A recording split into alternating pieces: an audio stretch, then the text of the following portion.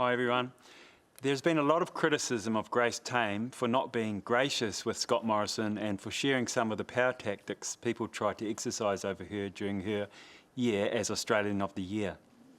Should the Australian of the Year be bold and fearless in the eye of criticism, or should they shrink to the back and nod their head even to the most powerful in the land? Is it about speaking the truth or speaking what others want you to say? What does the panel think? Where does this place you, Dylan, as you start your Australian of the Year? How do you look to start? With a clean pair of aces or some foul shots? Nice sport reference, I like it. Yeah. Thanks so much for your question, I appreciate it as well. First and foremost, I love that Grace is Grace. She's really proud of the person that she is, and to be honest, she's been through a lot as well. And I was really proud watching yesterday both her and Brittany speak, first and foremost because they've been through a huge trauma in their life that is really hard to always bring up. And I can't begin to think what they've been through, but I've been discriminated against. I did get bullied as a kid, and when I have to talk about those things, it can be really hard. And to be that vulnerable has to be first and foremost respected, but listened to.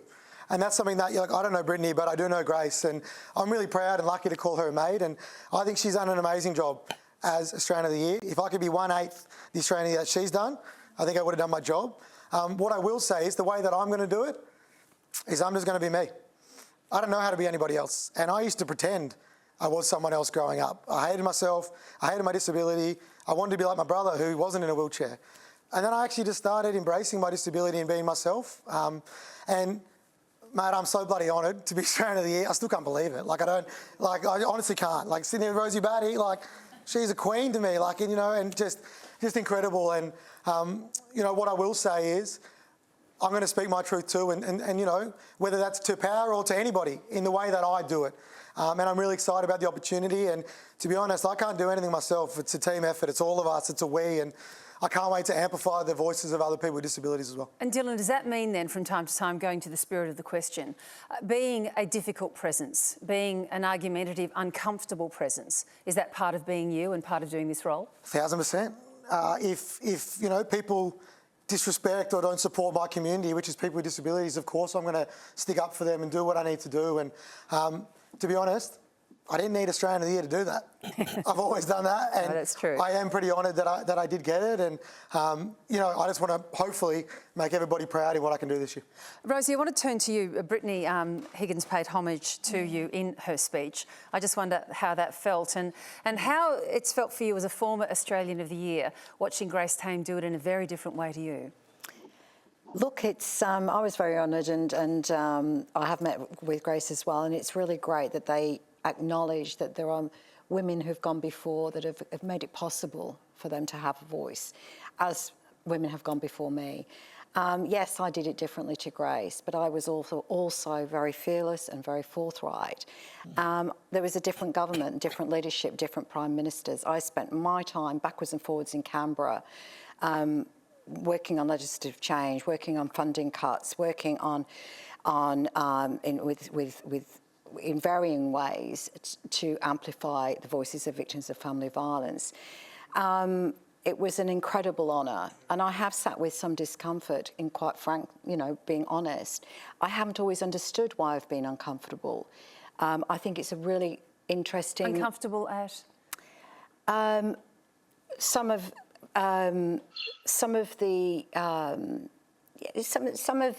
Maybe some of the Grace's approach.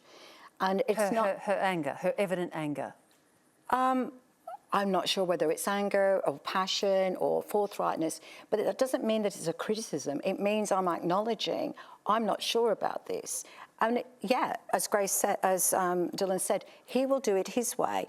The most important thing is she has authenticity, and she's doing it her way. I did it with authenticity, I did it my way. Advocacy is in many different forms with many different approaches. There is not one way fits all, and there is not one approach that works.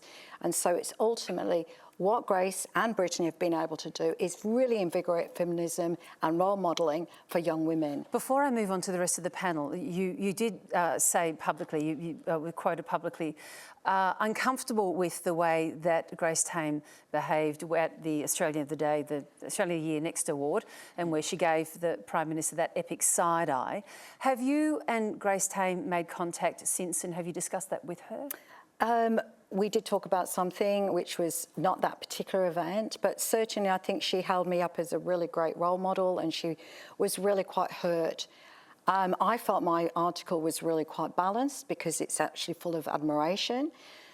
But sometimes that isn't the way that I would have done it. But that doesn't mean to say that she did the wrong thing.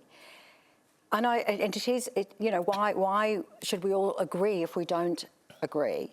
And I guess what I felt was, I've been on the Australian of the Year. I understood, I think it is a great honour. I wouldn't have thought to do that. However, look at what she's been able to do because she did do that. So I can reserve the right to rethink how I felt. I can reserve the right to go, well, you know what, maybe I was wrong, because there's a hell of a lot of people think she was right. And so, yeah, I can be brave enough to say, I'm not sure. But just because I may not have done it that way doesn't mean to say it wasn't the right thing to do. Tom, Calma, can I get you to join in? Because I could see that you were responding quite vocally to that. What are you thinking? Yeah, look, I don't have an issue with the way that she behaved. And I think what the audience and Australia needs to understand is that whilst the Prime Minister bestows the award, they don't have, the government, the Commonwealth Government, doesn't have a say over who gets appointed, and there's a very rigorous process. And I've been chair in the ACT on the panels down there, and the process is very rigorous and is standardised across Australia. And I think anybody who gets to be a finalist is well and truly deserving, as are all the other nominees. They're fantastic, and it's important that they're able to behave and continually practice what they were doing prior to coming onto the national platform, which is important. We don't want people to change their behaviour and their advocacy and their interests just because they've got the national award. And I say, go for it. Well, then maybe something has changed, because I think up until recent years, maybe we as a community have regarded the Australian of the Year as a lovely honour and a titular thing, and now go out and have a lovely year and say nice things about your area of interest. It's a platform now, and it's a platform now for powerful change and uncomfortable change, is it, Tom?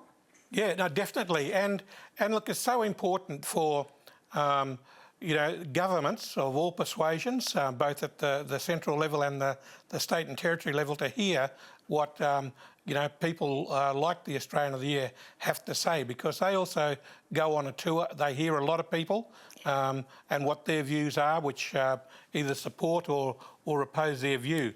And so they become a vehicle to be able to get the community's interest fed back into the Parliament. So I think the governments should feel privileged that they're able to have people like the Australians of the Year providing very candid and direct advice to them. I'm going to start taking notes. This is good stuff. You can keep us up all night, all right? We're going to get Tom to give you a whole lot of notes tonight. Good. I'm into this. Given as a nominee, he'll be able to help you out there. Tanya Plibersek, can I bring you in here? First of all, your response to those really incendiary speeches by Brittany Higgins and Grace Tame, and to the heart of the question about being a bit of a rat bag if you have that role. Well, I think the two speeches at the press club this week were absolutely brilliant, and I'm so impressed by and proud of this generation of young women who are leading big change in Australia. And here's the thing about Australian of the Year. I really do wish we were talking as much now about child sexual abuse as we are about Grace Tame giving the Prime Minister side-eye, because the reason Grace Tame was asked to be Australian of the Year, the same way Rosie was asked to be Australian of the Year, same way Dylan was asked to be the Australian of the Year, is because they are leading big social change. And big social change doesn't come easily. It comes after a lot of hard work, and sometimes that means ruffling some feathers along the way. And we can't ask these incredible change makers to become Australian of the Year and then just sit quietly for a year and not continue their their work, their passion to change Australia for the better. So, look, you know, it's a tough gig. You walk in quite often without a lot of experience of being on TV or representing the country, and you're thrown into it at the deep end. So I think Grace Tame has done a fantastic job. I'm so impressed by her. I'm so proud to call Rosie and Dylan my friends. I'm so impressed by the work they've done and the way they have used their platforms in the past, and I hope it continues. It's such a different way of doing business as a female leader, the way that Grace Tame has done it and Brittany Higgins has done it. Tanya Plibersek, if you add up all your years in politics and all the stuff that you must have walked past from time to time or been horrified by or even called out at the time, does it make you wish that you'd done things differently, that you'd channeled some of that rage, that evident anger that we see now from Grace Tame and Brittany Higgins? You know, I've got a daughter who's in her early 20s, and I do feel such sadness and shame that we haven't fixed it for this generation of young women yet. As Rosie said earlier, generations have worked on this problem of child sexual abuse, domestic violence, sexual assault. We have worked on these problems for years, and yet we haven't achieved what we should have as a nation. And I genuinely hope that this is an inflection point, a moment in time where we can capture the rage of so many women, the people who turned out in the March for Justice close to a year ago now, who marched on Parliament House.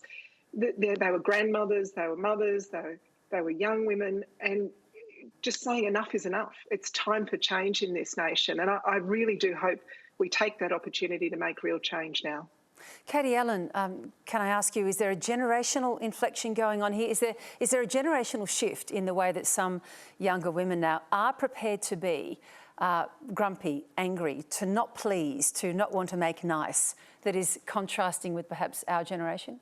Look, I absolutely think there's been a Me Too moment that Brittany Higgins has led, and it's arisen in Parliament. I think the Me Too movement has sort of arisen in different sectors around the world. I think in the US it was in the arts and communication area and just happened to be in Parliament. I think that there's misogyny and sexism right across the world and right across Australia. But I feel more hopeful for women because I see that there's definitely been generational change. And, you know, if you go back 100 years, you know, I had a cousin who was, you know, first UK minister in cabinet, and she didn't have children, she never married, because she had to choose between a career and a family.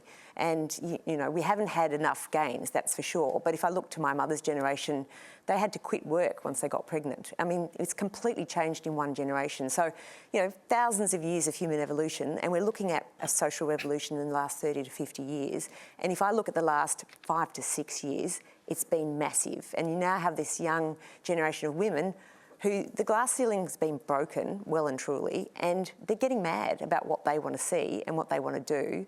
But I also think there's this sort of acceptance of not being categorised, like you be you. I think that's really important. And young people don't want to be categorised. They want to be who they want to be, and they are very comfortable with self-expression and individualism. I've got a couple of daughters, and they can't understand why things don't move more quickly, so they do get frustrated. But I'm a paediatrician by training, and I remember seeing at a conference once this paragraph talking about the old generation are too slow, and they look to the younger generation and think, how hopeless are they? The world's going to go, you know, to hell in a handbasket. And it was from 300 BC. I mean, there's always generational change. That's the great thing about the world. Just before I move on to our next question, we've heard from the government they're not going to investigate further the suggestion that, or the allegation that Grace Tame made that she was strong-armed, she was threatened by someone senior in a government-funded organisation to make nice and not to say anything at the Australia Day event that would make Scott Morrison uncomfortable. Anne Ruston said this morning that she had to give details of what went on before that they could investigate further. Does that seem fair to you? I just think what happened to Grace is just not on. I mean, it's just unacceptable. So how should the government investigate that to make sure it doesn't happen to anybody else? And I think that's the difficulty, isn't it? If someone doesn't want to pursue it, then that's up to Grace.